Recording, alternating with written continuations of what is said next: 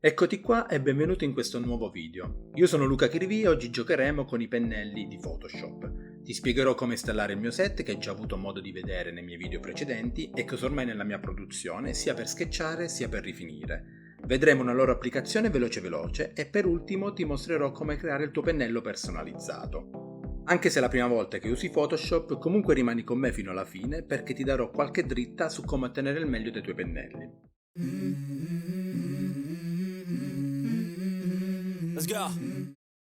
Quindi, senza perdere altro tempo, andiamo su internet, digitiamo ko-fi.com, clicca prima su Shop e poi su Luca Chirivì Brush Set.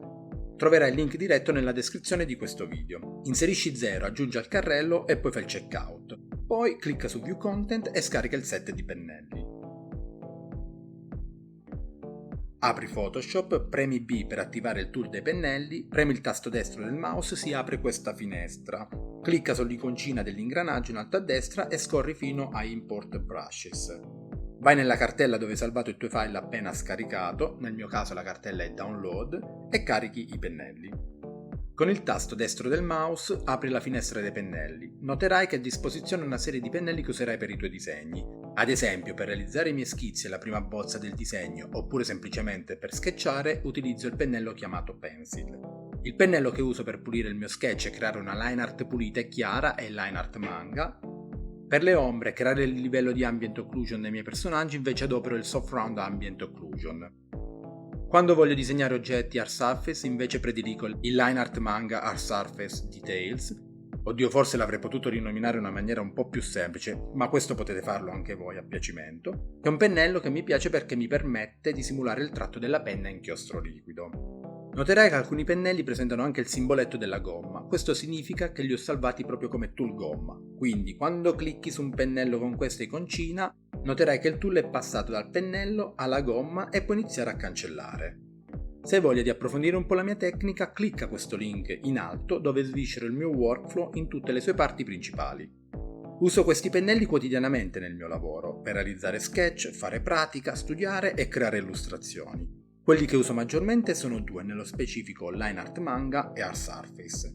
Utilizzandoli nella pratica capirai le loro caratteristiche e li utilizzerai al meglio.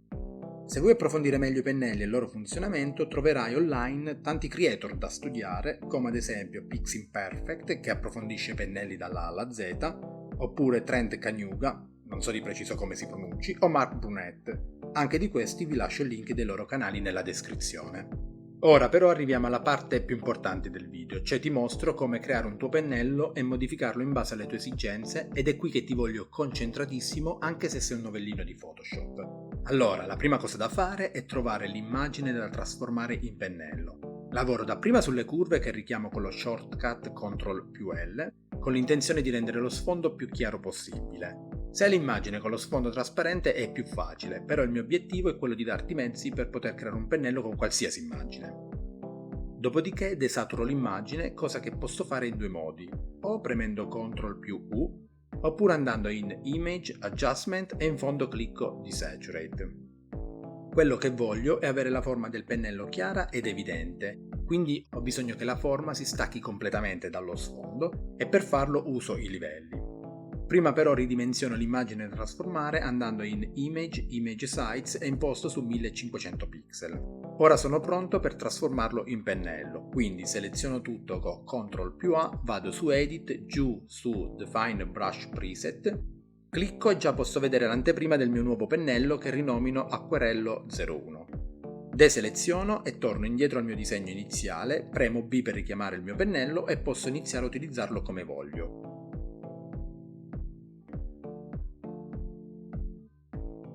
Poi modifico le caratteristiche stesse del pennello, vado su Window, Brush Settings e vado a lavorare sui settaggi per avere un pennello dalla forma più organica e fluida.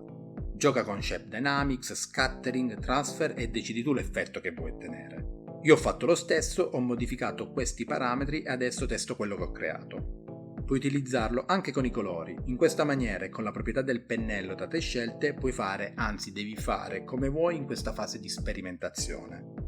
Una volta che sei soddisfatto, clicca sull'angolo in alto a destra della finestrella e salva nuovamente il tuo pennello. Adesso anche tu sai come installare e usare i pennelli. ma soprattutto sarai in grado di realizzare pennelli personalizzati e portare i tuoi lavori a un livello successivo. Ricordati però che per utilizzarli al meglio dovrai fare molta pratica, quindi appena puoi apri un foglio bianco di Photoshop, carica i miei pennelli e inizia a disegnare.